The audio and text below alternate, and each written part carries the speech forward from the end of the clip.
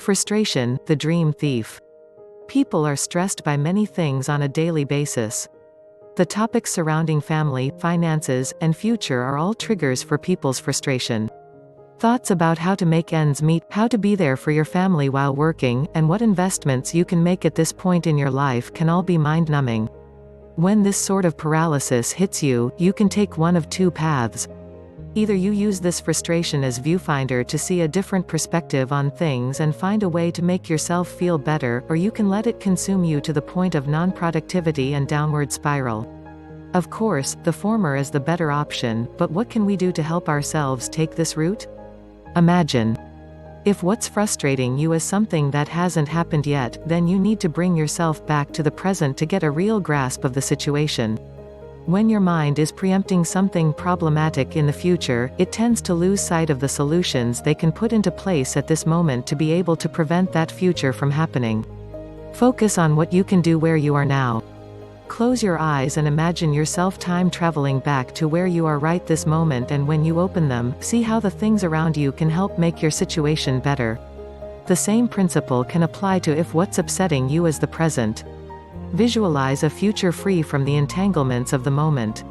When you have that picture in your head, time travel back to where you are now and see what elements you can change to get to that picture in your head. Appreciate. When you're stressing about the things in your life that's missing, you tend to sound bitter and resentful of others' successes. This will not make you popular among your peers or your friends. Instead, try to be genuinely happy for the people around you for getting to where they are. Try to see them as allies in helping you achieve the same thing rather than competitors getting ahead of you in the game of life. We all have different paths to take. Some are really meant to make it to the top sooner or faster. Think of yourself as a work in progress. Your choices don't have to be limited to being the turtle or the hare. Instead of longing for what you don't have, appreciate that you don't have them, or at least not yet. For example, you want to travel. Since you don't have the means to do so right now, think of it as something to look forward to when you've found a worthy travel companion. Make it into a challenge of sorts for yourself, something to aspire for. Focus. Don't let your frustration spiral out of control. Your mind is strong and is capable of directing itself towards the better cause.